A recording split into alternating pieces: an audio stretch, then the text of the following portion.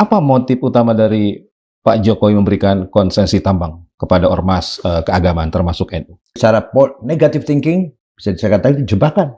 Bukti ya, sama sekali KIB ini nggak pernah kritis terhadap pemerintah. Ketegangan antara Gus Yahya dan Roy Saipul antaranya faktor tambang ini.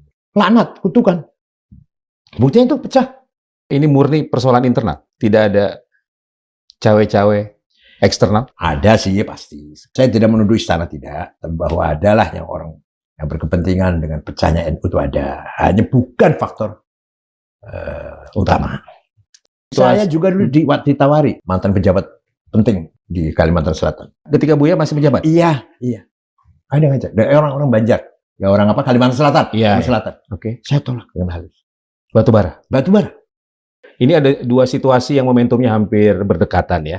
Bencana di Sumatera dan juga bencana di PBNU.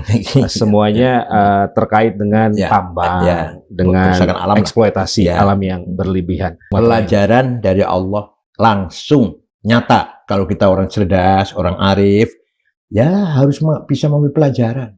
Kalau nggak bisa mengambil pelajaran, orang dungu namanya.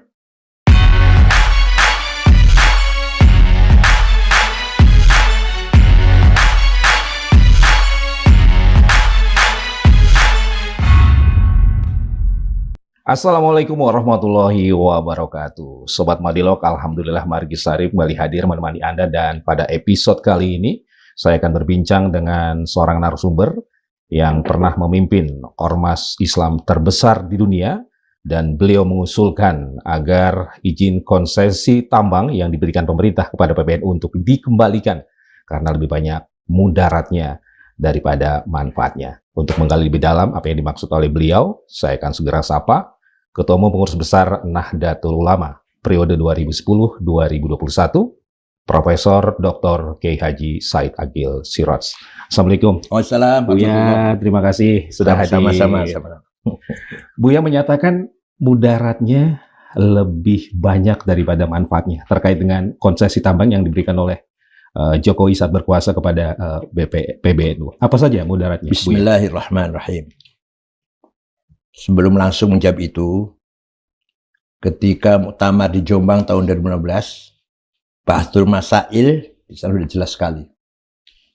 Pertanyaan yang diajukan kepada forum Bahtul Masail, pertama, bagaimana hukumnya melakukan eksplorasi kekayaan alam secara legal, tetapi membahayakan lingkungan? Jawab, eksplorasi kekayaan alam yang berlebihan sehingga menimbulkan kerusakan lingkungan, hukumnya adalah haram. Kedua, bagaimana hukum aparat pemerintah terkait yang memberikan izin penambangan yang berdampak pada kerusakan alam? Jawab, pemberian izin eksplorasi oleh aparat pemerintah yang berdampak pada kerusakan alam yang tidak bisa diperbaiki lagi, maka hukumnya haram. Ini berdasarkan, tidak sembarangan, berdasarkan tafsir Imam Razi, yang kebetulan saya kalau malam Jumat dan malam Senin saya baca itu, ayat wala tufsidu fil ardi ba'da islahiha. Kamu jangan sekali-kali berbuat kerusakan di muka bumi. Nah, kerusakannya apa? Diterangkan di sini dalam tafsir itu menyangkut lingkungan, menyangkut keselamatan jiwa, menyangkut juga kekufuran atau kefasikan. Di dalam tafsir Razi ini dikatakan, walaupun jelas manfaatnya besar, tapi kalau dikhawatirkan akan berdampak negatif, apa itu menyangkut nyawa, keselamatan nyawa, ekosistem, lingkungan, atau sampai kepada seumpama menyebabkan orang itu kafir atau murtad atau fasik berperilaku semena-mena lah. Itu hukumnya haram. Alal itlaq, absolut, haramnya absolut. Nggak bisa dicarikan jalan keluarnya lah, nggak bisa. Nah, lebih tegas lagi, lebih terang benderang lagi, keputusan Munas Kombes di Lombok yang mengatakan bahwa tahun 2017 ya, pada bab 3 berkaitan dengan badan khusus pasal 4.6 bahwa badan pelaksana adalah orang-orang yang memiliki kompetensi di bidangnya, profesional, dan tidak merangkap sebagai pengurus Nahdlatul Ulama. Dan kalau kita lihat tambang di NU ini, komutnya Rois Am, dirutnya ketua umum. Ini jelas pelanggar ini. Jadi pelanggarnya ini menurut saya secara teologis dan secara organisatoris.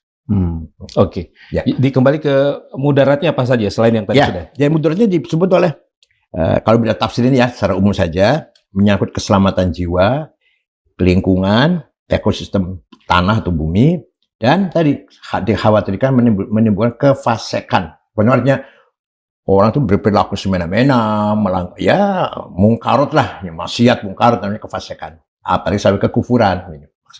Seumpama itu jelas haramnya absolut. Oleh karena itu, pertama dulu saya mendengar bahwa Pak Jokowi memberikan konsesi tambang kepada ormas, saya sambut gembira. Barangkali itu merupakan penghargaan kepada ormas yang dulu berjuang sebelum lahirnya NKRI. Nah, NU Muhammadiyah dan sebagainya. Apresiasi. Tapi setelah melihat, saya dengan betul-betul saya merenung dengan objektif bahwa menyimpulkan madorotnya lebih besar. Antara lain apa? Ketegangan antara, kalau sebut nama lah, Gus Yahya dan Saiful dulu. Saiful yang di backup oleh Gus Am. Antaranya faktor ini sebab apa? Tambang ini. Saya nggak akan ikut masuk ke dalam. Yang jelas itu juga menjadi sebab konfliknya antara ketua umum dan sekjen. Yang sekjen di belakangnya ada Gus Am. Oke. Kalau menurut Buya, kalau memang banyak mudaratnya, kenapa diambil oleh PBNU? Ya, saya katakan pertama kali mendengar saya nyambut gembira lah, welcome lah. Tapi setelah sekarang kita renungkan badan dalam-dalam, jelas sekali madornya pada ormas, yaitu melahirkan ketegangan. Apalagi kalau kita lihat di negara Bolivia, Venezuela, Nigeria, yang tadi bersatu, kompak, perang saudara, gara-gara tambang. Masa kita nggak bisa mengambil pelajaran seperti itu? Jadi, kelihatannya ada kemaslahatan, ada kebaikan, ternyata belum sampai ke sana sudah jelas. Di sini sudah pecah, sudah mador, berarti sudah melahirkan kemadorotan. Oleh karena itu, pendapat saya kembalikan sebagai mustasyar PBNU. Iya, oke. Kalau menurut Buya, apa motif utama dari Pak Jokowi memberikan konsesi tambang kepada ormas keagamaan termasuk NU? Secara positive thinking, barangkali itu merupakan tanda penghargaan negara kepada ormas yang ikut berjuang sebelum kemerdekaan Indonesia. Tapi secara negative thinking, bisa saya katakan itu jebakan. Sehingga akhirnya nanti ormas ini lumpuh, tidak mampu untuk memberikan kritik atau apalah masukan ya, rekomendasi yang agak tajam dari pemerintah. Sama seperti pendapatnya siapa? Hakim Saldi MK itu, bahwa adanya konsesi tambang melumpuhkan kepada ormas, kampus juga itu melumpuhkan sifat kritisnya.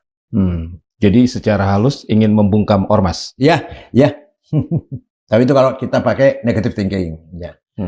Walhasil NU dilahirkan, dibentuk, dibangun oleh Mbah Hasyim Asy'ari, Kiai Wahab, Kiai yang lain. Tujuannya ingin membangun pertama kali pandangan politik bahwa kiai-kiai ulama NU menerima nasionalisme. Tidak harus khilafah, menerima nasionalisme. Asalkan tetap ada agama. Maka lahirlah jargon hubbul waton dan iman. Ya. Nasionalisme bagian dari iman. Anda nasionalis harus bertuhan, Anda bertuhan harus nasionalis. Itu satu. Yang kedua, kita punya prinsip ahli sunnah jamaah. Islam yang moderat, toleran, dan seimbang. Tidak radikal, tidak ekstrim, baik kanan maupun kiri. Tidak tekstual, tidak rigid, dan tidak liberal. Itu kita jaga betul. Nah, itu asbab mengapa NU lahir. Tahun 25, ketika kerajaan Saudi Arabia membongkar situs-situs sejarah. Masuk ke Mekah, tempat lahirnya Nabi Muhammad. Kemudian di dalam masjid sendiri ada beberapa peninggalan sejarah yang dibongkar lah. Kemudian ke kuburan Makla, kuburan yang tadinya ada kijing, rata dengan tanah. Nah, tinggal Madinah. Di Madinah dipakai dulu rata dengan tanah. Pakai itu kan makbarah umum ya, para sahabat. Tinggal kuburan Rasulullah, Abu Bakar, Umar yang ada di masjid. Itu akan dibongkar. Segera Kiai Hasyim Asy'ari mengutus Komite Hijaz yang terdiri dari Kiai Wahab, Kiai Zul Arifin. Zul Arifin itu Perdana Menteri yang ikut sholat dengan Bung Karno keserempet bom ya, atau peluru lah. Kemudian Haji Hasan Gipo, seorang pengusaha dari Surabaya, berangkat ke Saudi, diterima oleh Raja Abdul Aziz di Jeddah. Pertama, mengucapkan selamat atas kemenangan Saudi Arabia. Kedua, mohon agar jamaah haji diberi kebebasan selama di Mekah Madinah sesuai dengan mazhabnya masing-masing. Ketiga, khotib Jumat plus imam digilir. Misalkan tiap minggu Hanafi, minggu depannya Maliki mazhabnya, minggu depan Syafi'i, minggu depan Hambali. Yang terakhir, memohon atas umat Islam negeri Jawi itu Indonesia lah ya, agar kuburan Rasulullah tidak dibongkar. Permintaan yang 3 tadi ditolak. Artinya khutbah digilir ditolak, kebebasan beribadah ditolak. Tinggal 1, yaitu tidak dibongkarnya situs sejarah kuburan Muhammad dan Abu Bakar Umar, itu yang dikabulkan oleh Raja. Di Raudhah. Ya. Sebab pulang dari Saudi langsung dibentuk Nahdlatul Ulama tanggal 31 Januari 1926. Iya. Buya, kembali ke persoalan tambang tadi ya. Menurut Buya, apakah jauh pelenceng dari nawaitu, niat pertama kiai-kiai membangun Nahdlatul Ulama? Sama sekali tidak ada agenda untuk membangun bisnis atau memupuk kekayaan. Walaupun kita butuh, ini butuh dana memang, tapi tidak semata-mata itu. Nanti kalau sudah ada tambang dan komutnya itu Rois Am, dirutnya itu ketua umum, nanti 90% pikirannya ke sana semua fokusnya nanti. Agama, persaudaraan, budaya, sosial, apalagi sifat kritis, hilang semua nanti.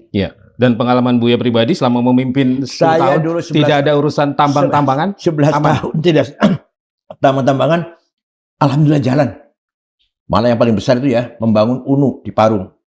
Itu habis 35 miliar. Ya kayak dibantu orang, dan saya nggak lihat uangnya. Saya tahu bangunan 7 unit. Kemudian membeli tanah di belakangnya kantor PBNU untuk perluasan 11 miliar. Kemudian membangun teman-teman NU yang akan membeli rumah di Brussels untuk jadi masjid. Brussels ya. Kita bantu 6 miliar. Ya kita carilah. Kemudian membantu TKW yang akan dipancung dari Majalengka di Saudi. Kita bantu 1,5 miliar. Jadi alhamdulillah jalan. Banyak sekali orang simpati ingin bantu NU itu. Harlah di Senayan habis 12 miliar. Banyak bantu. Ya pengusaha-pengusaha itulah. Asal kitanya betul-betul amanah. Audit. Ada audit, semua ada. Tahun di audit. Apakah menurut Buya konsesi tambang untuk NU ini semacam petaka bagi NU? Ya. Yang tadinya merupakan kemaslahatan atau blessing menjadi kemadharatan, kris, laknat, kutukan. Buktinya itu pecah. Dan lagi, kalau kita lihat komentar netizen yang menyinyir, yang meremehkan NU ketika berkaitan dengan tambang, luar biasa. Sehingga kita sudah tidak dianggap lagi sebagai ormas keagamaan, ormas yang civil society yang akan kritis, yang ingin membangun keseimbangan dengan pemerintah, nggak dianggap itu lagi sudah. Bukti juga sebagai penjaga lingkungan moral, penjaga moral dan lingkungan. Bukti ya, sama sekali PB ini nggak pernah kritis terhadap pemerintah. Setelah ada konsepnya. Dulu saya banyak sekali mengkritik Pak Jokowi. Ketika beliau benar, saya dukung. Contoh 212, saya pasang badan. Karena memang menurut saya 212 ini bahaya. Bukan kebangkitan Islam, tapi ya politik lah. Yang kedua, ketika beliau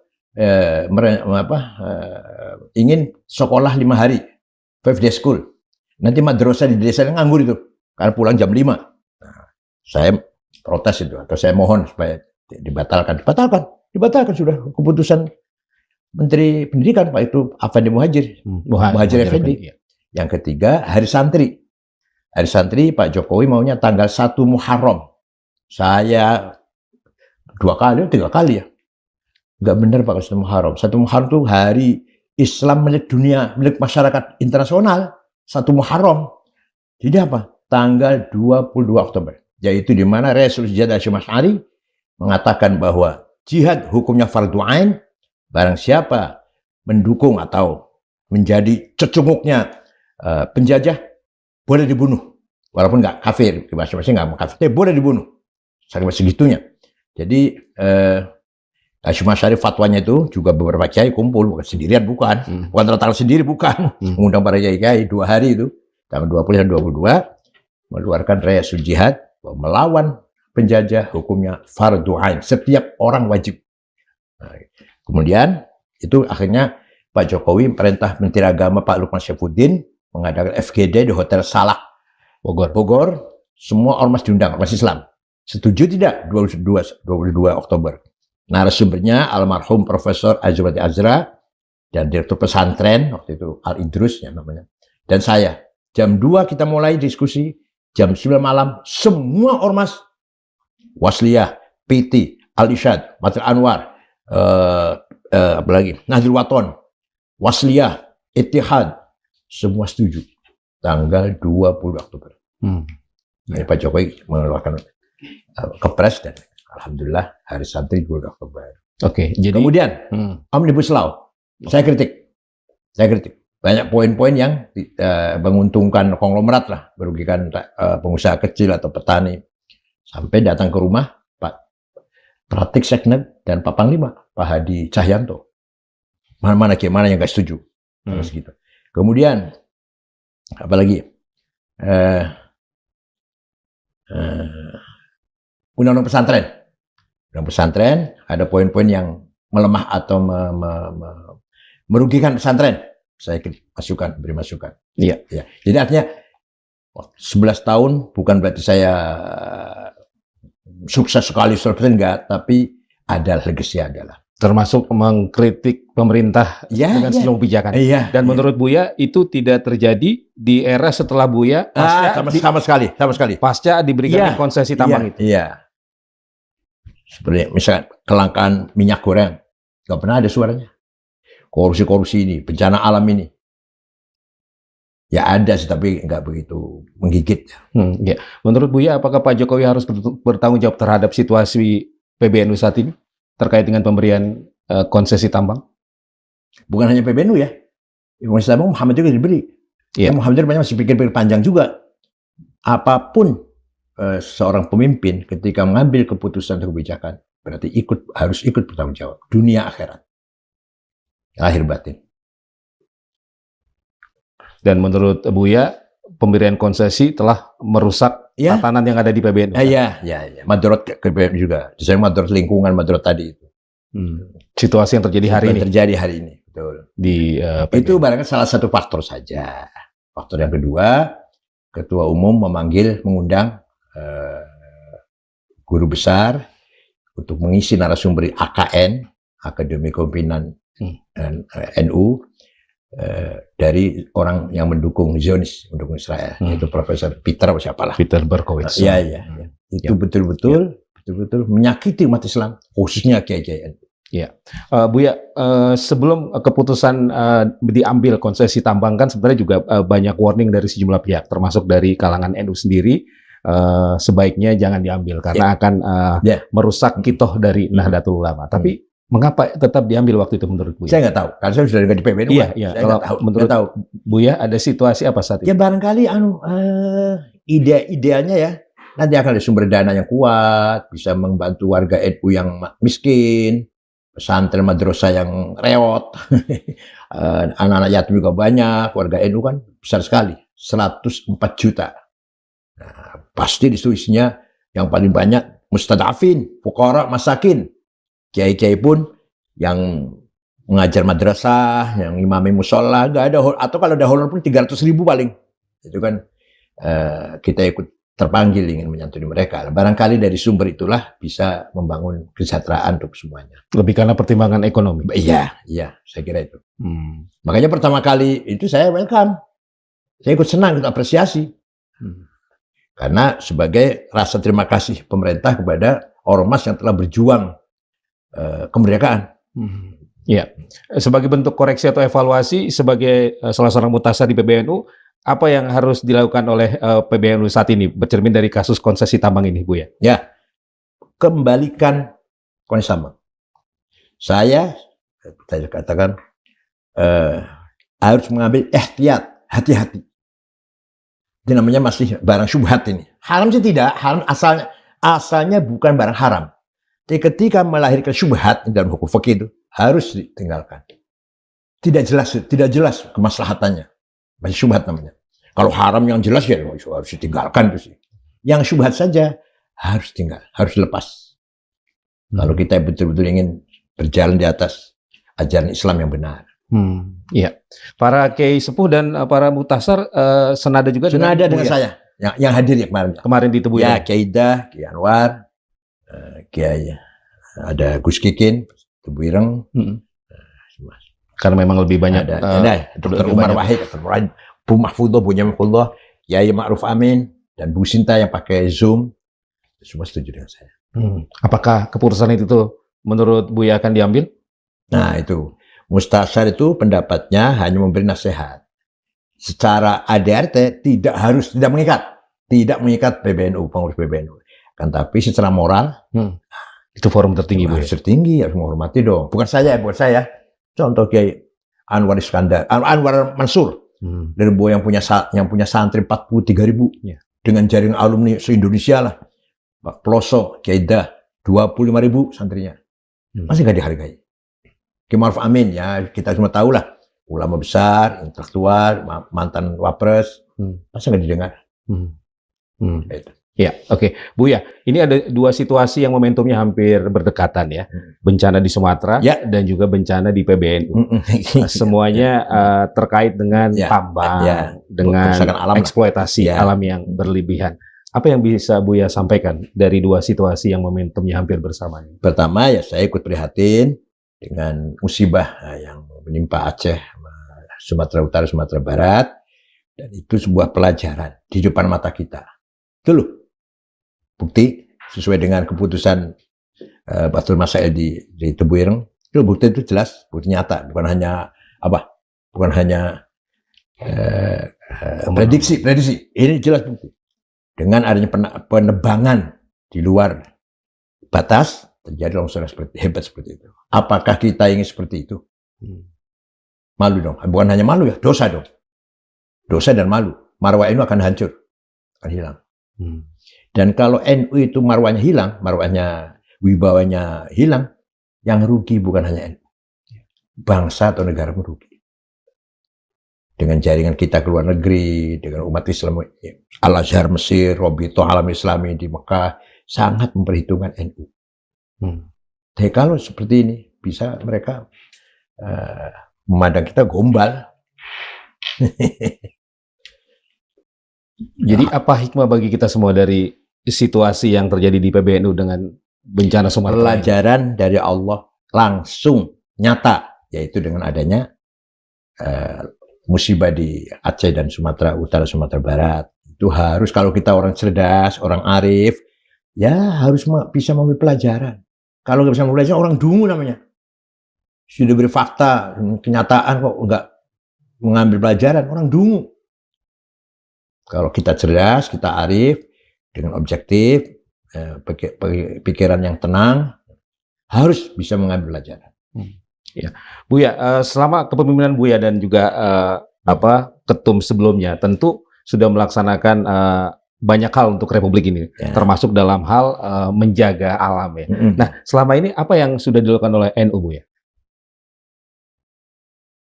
Ya, saya kira antara lain keputusan itu tadi juga dalam rangka antisipasi kan, antisipasi agar hati-hati dalam mengeksplorasi kekayaan alam ini. Saya tidak setuju terus terang saja apa yang disampaikan oleh Mas Ulil Albsor, mengatakan bahwa mengeksplorasi itu berarti kita memanfaatkan anugerah dari Allah dengan dasar kemaslahatan umum. Kemaslahatan umum atau bahasa Arabnya maslahah mursalah, salah satu sumber hukum. Selama tidak ada di Quran hadis. Kalau Quran sudah ada, nggak boleh pandang hadis. Quran tidak ada, hadis ada, nggak boleh memandang dengan standar akal. Ya kan akal itu namanya. Masalah mursalah itu bisa menjadi sumber hukum kalau di Quran tidak ada, di hadis tidak ada. Di Quran tadi ada jelas, wala tufsidu fil ardi ba'da islahiha. Jangan kamu berbuat rusak di muka bumi setelah bumi ini dicipta oleh Allah dengan sempurna. Banyak sih hal-hal yang saya nggak sependapat dengan Mas Ulil. Seperti untuk mendapatkan hak kita, roswah halal. Itu nggak benar, itu nggak benar. Nggak benar. Apa? Hadis ada soalnya. Ar-roshi wal murtasi finnar. Yang nyuap dan yang beri suapan, neraka dua-duanya. Dan kalau dari hadis, nggak boleh pakai akal. Masalah mursalah pakainya akal. Mempertimbangkan secara rasional, pertimbangan rasional. Jadi kalau Quran sudah ada, akal nggak boleh dipakai. Sholat 5 waktu udah nggak boleh mengapa 5, kenapa nggak 6, kenapa nggak 4. Sholat subuh 2 rakaat, zuhur 4 nggak boleh ditukar. Secara akal setelah istirahat panjang 4 dong. Nah kalau zuhur lagi tengah kerja 2 saja dong. Nah, akal gitu kan. Dan banyak sekali hal-hal. Jadi sumber hukum Islam pertama Quran. Tidak ada Quran, cari hadis. Ada hadis, harus hadis dipegang. Tidak ada, maka pakai akal. Rasional, ada 2. Akal kolektif, namanya ijma, konsensus. Akal individual, namanya qiyas. Di sini dipakai masalah mursalah.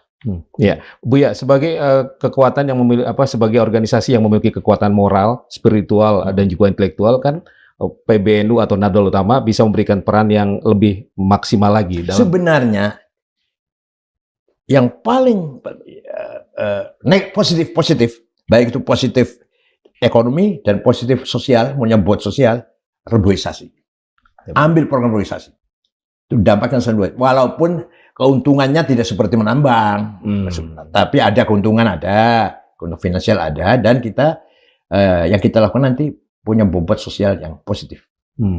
Itu yang bisa dilakukan. Ya, reboisasi apa namanya?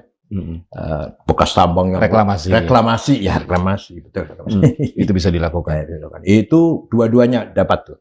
Ya, keuntungan materi ada, walaupun tidak sebesar nambang, tapi juga itu langkah positif, nilai politis, nilai sosial yang sangat luar biasa. Dan itu juga panggilan agama, secara teologis juga ada.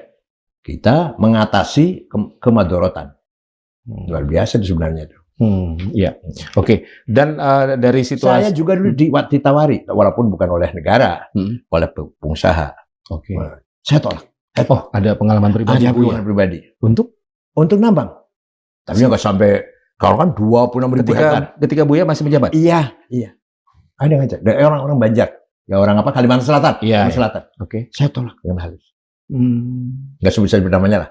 Mantan pejabat penting. Jadi sudah mantan. Di Kalimantan Selatan. Itu Buya dikasih atau diajak kerjasama? Ditawari, kerjasama. Oke. Saya tolak. Batubara? Batubara. Kenapa Buya tolak? Itu tadi. Apa namanya? Bisa melahirkan fitnah, suudzon, iri, hasud, fitnah. Pasti akan terjadi itu. Dapat berapa itu ketua umum ya? Itu kan nanti. Meskipun itu tawaran secara pribadi? Secara pribadi, ya. Nilainya fantastis. Wah ya lumayan lah. Walaupun nggak sebesar PB 26.000 hektar, enggak. Dan sebenarnya Buya bisa melakukan itu? Bisa. Beliau orang NU kok, mantan gubernur. Ya tolak. Akhirnya? Ya saya tolak. Enggak mau saya. Dikasih ke siapa Buya? Nggak tahu. Saya jawabnya dengan bercanda. Kalau mau nyumbang silahkan. Nggak usah saya ikut masuk dalam pertambangan itu. Kalau mau nyumbang silahkan. Karena Buya juga melihat potensi kerusakan lingkungan. Ya. Ini yang saya takuti ke dalam internal PB nanti. Waduh, berapa itu? Fitnah. Biasa-biasa aja lah, wajar-wajar saja lah. Bahwa orang menjadi ketua PBNU ya pasti rezekinya bertambah. Tapi jangan Jangan serakah. Bukan serakah, jangan kelihatan glamor banget gitu. Bahwa rezeki orang ketua PBNU ya kita akui bertambah. Jadi memang godaan sebagai ketua PBNU itu luar biasa ya. Pasti. Perempuan juga godaan. Oke. Iya. Jadi tambang ini memang sangat menggoda ya. Iya. Jadi memang harus benar-benar ada integritas yang kuat di situ ya, Bu ya. Harus lahir batin. Harus di samping kesempurnaan ilmu pengetahuannya luas, juga integritas, akhlaknya mulia, juga spiritual. Minimal tiap hari tahajud, sholat malam. Gak sembarangan. Karena kita ini mimpin gerbong Islam, umat Islam. Ketika saya, terus terang saja, saya juga banyak orang anti saya atau ngebukin saya. Tapi di luar NU, ya, HTI, FPI, Wahabi itu ngebukin saya. Kalau di dalam NU, alhamdulillah solid selama 10 tahun, 11 tahun.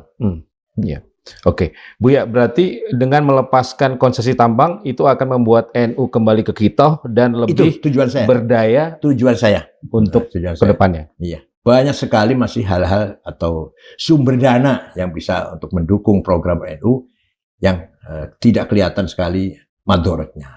Apalah koperasi atau tadi itu reklamasi, reboisasi, sangat terpuji itu. Dapat untung juga materi. Atau dapat proyek apa, silahkan yang mengerjakan orang lain. Asal berapa keuntungan, jangan komutnya Rois Am, dirutnya ketua umum. Ya Allah, ini orang mas besar yang katakan sakral lah, walaupun nggak sakral, ya, dianggap orang sakral lah. Nah, kok ngurusin dari dirut, dari komut? Bukan hanya karena dilarang rangkap jabatan, bukan. Secara moral. Secara moral, itu yang penting ya. Tidak pantas, tidak etis. Iya. Buya, seandainya Gus Dur masih ada, kira-kira Gus Dur menangis melihat perpecahan NU ini. Karena kejadian baru kali ini. Dulu Pak Idam Khalil dengan Pak Syekhu pecah, tapi Pak Syekhu tidak bikin NU tandingan. Tidak, keluar dari PB dan mendirikan Ittihadul Mubalighin. Kecewa di Muktamar Semarang. Pak Idam Khalil katanya nggak mau maju, maju lagi. Pak Syekhu kecewa. Kemudian keluar dan mendirikan Ittihad Mubalighin. Ketika Gus Dur, Abu Hasan, dia disupport oleh Orde Baru, kalah, kemudian mendirikan NU tandingan, gagal, bubar dengan sendirinya lah. Ketika Pak Hashim Muzadi, aman-aman saja. Sekarang baru kali ini ada NU yang serem ini, luar biasa, antara ketum dan Rois Am.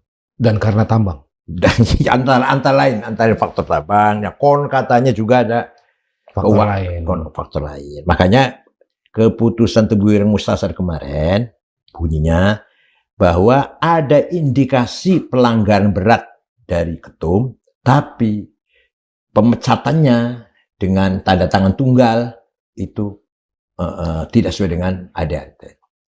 Karena ketum dipilih oleh Muktamar, Mandataris, dan Rois Am, maka pelengserannya itu harus melalui Muktamar. Imam Muktamar dipercepat atau Muktamar luar biasa. Tidak bisa sendirian tanda tangan. Ya.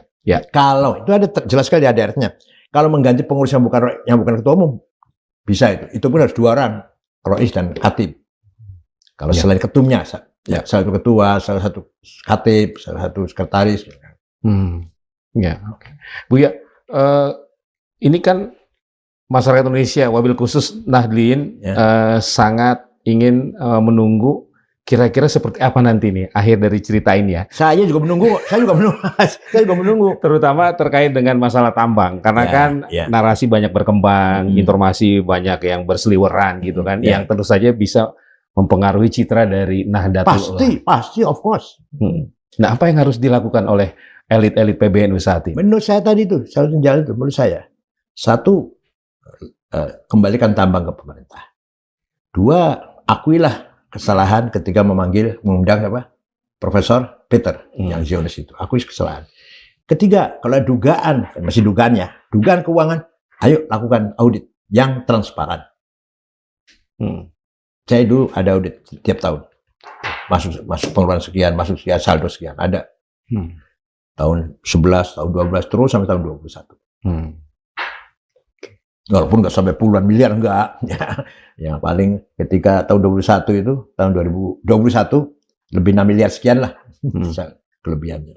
Ya, belajar dari pengalaman konsesi tambang ya, bagaimana sebaiknya konteks hubungan antara PBNU dengan pemerintah atau dengan penguasa ke depan Ibu ya? Hubungan gini, yang namanya penguasa itu, ini pasti kalkulasinya politik. Lah kita NU, yang katanya civil society, ormas agama, jangan main politik. Nanti seimbang. Silakan penguasa eksekutif pasti politik dong, pasti. Lah kitanya membangun keseimbangan, lepas dari kepentingan politik. Qulil haqqa walau kana murra. Katakan yang benar. Tidak ada pertimbangan politis sama sekali.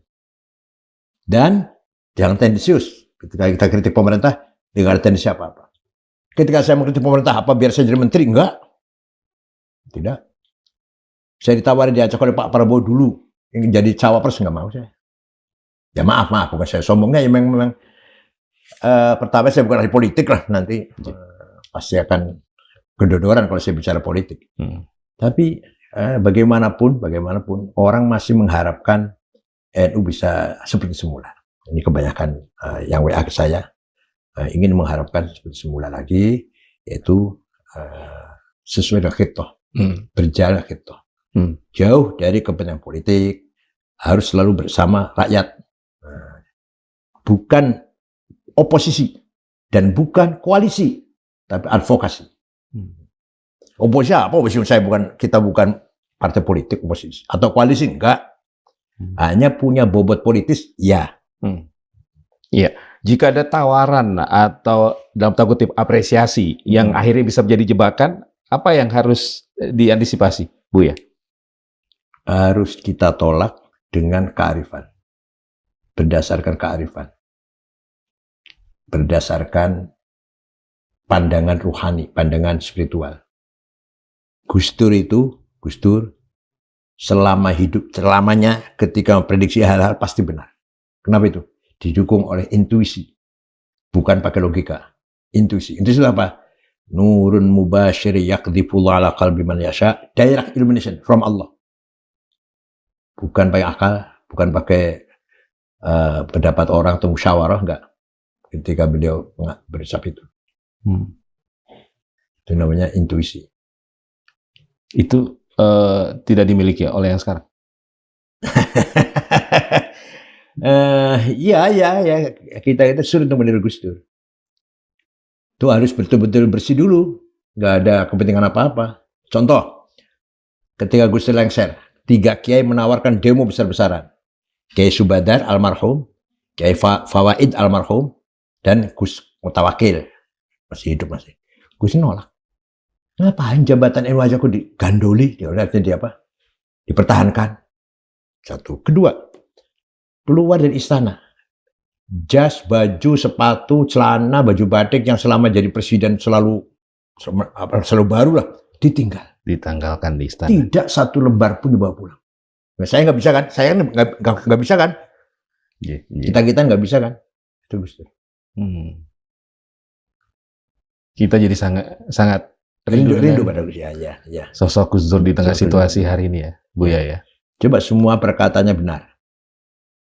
Ketika beroperasi, kita di kamar rumah sakit Cipto itu, saya, Muhaimin, Saifullah Yusuf, Pak Wisnu, Ketua Golkar Jawa Tengah, pengusaha yang kantor di Wisma 77, satu lagi Cakrawardaya, Menteri Koperasi. Tiba-tiba Gus Dur ngomong, aku mau kok jadi presiden. Kita ini kaget, Gus Dur udah konslet ini. Ketika jadi presiden, Pak Sutarman, masih kolonel, masih kombes waktu itu. Mengko sampean jadi Kapolri. Ketika lengser jadi presiden, jogging pagi mampir ke rumah saya, minta air putih, AC saya buka, tidur ngorok, 20 menit ada. Begitu melek, mengko sampean nek wis umur 56, mengko sampean kalau sudah usia 56, jadi ketua PBNU. Semuanya benar. Pak Prabowo itu orang ikhlas, dipecat dari Panglima Kostrat, tidak melawan, menerimalah. Mengko bakal jadi presiden nek wis tua. Nanti akan jadi presiden kalau sudah usia tua. Benar kan? Ya. Oke. Buya waktu pertemuan di Peloso ikut daring ya? Daring. Ya. Kemudian itu Bu Ireng hadir langsung ya? Karena saya ditelepon oleh Pak Kikin. Iya. Buya, bagaimana suasana kebatinan? Suasana kita bebas-bebas, santai saja. Ada kok Nah, kalau ingin Iya, iya. Nggak, rekamannya maksud saya suasana kebatinan apa yang Buya kita dan para kiai sepuh rasakan? iya, kita penuh dengan semangat ukhuwah, semangat ingin memberikan apa sumbangsih pengurus PBNU supaya solid lagi, supaya apa namanya hilangkan itu perpecahan atau perselisihan, dan kita kembali menyatu sampai muktamar akan datang. Kan itu waktu proses terutama. Terus di Tebuireng juga saya kira perkuat itu. Udahlah sementara ini sampai muktamar, bentar lagi kok. Ayo kita akur aja lah, gitu lah. Itu suasana kebatinannya. Ya. Dengan santai, biasa lah bercanda. Ya. Nah, waktu itu dari Tanfidia datang Pak Nuh, Rois Pak Nuh, karena Rois Sam katanya sibuk haul mertuanya di Lasem, mengutus Pak Nuh dan satu lagi lupa namanya. Kemudian yang Tanfidia Gus Yahya, Pak Husni, Sumantri. Ya. Oke, Buya, terkait tadi tawaran dan apresiasi dari penguasa ya, selama Buya memimpin PBNU 10 tahun 2 periode ya, ada godaan apa yang paling berat dari penguasa? Enggak ada. Penawaran tambang enggak pernah. Enggak boleh tawari oleh pemerintah. Malah dari pribadi tadi ya? Iya. Oh, dari penguasa? Enggak ada. Saat Jokowi berkuasa? Iya, enggak ada. Dan tawaran tambang itu datang setelah Buya sudah selesai ya? Ini iya. Itu kan di eranya Gus Yahya. Gus Yahya. Setelah Muktamar Lampung lah. Setelah Muktamar Lampung ya. Lampung 34. Muktamar Lampung ada luka kering yang belum sembuh? Oh, enggak. Semua kan dari Allah semua.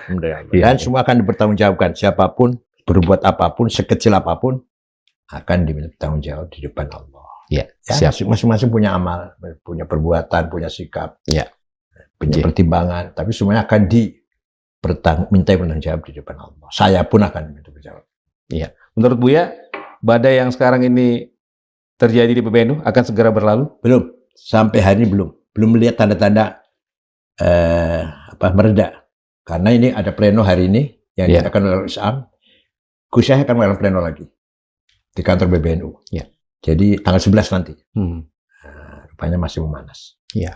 Saya belum melihat tanda-tanda suasana yang dingin, yang cool, belum kelihatan. Iya. Dan menurut Buya ini murni persoalan internal, tidak ada cawe-cawe eksternal. Kalau toh ada cawe-cawe jauh. Kalau toh ada jauh, artinya bukan faktor utama, bukan. Faktor utama. Siap. Ada sih pasti. Saya tidak menuduh istana tidak, bahwa adalah yang orang yang berkepentingan dengan pecahnya NU itu ada. Hanya bukan faktor utama. Siap. Buya, terakhir pesan untuk masyarakat Indonesia, wabil khusus kaum Nahdliyin, monggo. Bismillahirrahmanirrahim. In uridu illal islah wa ma taufiqi illa billah.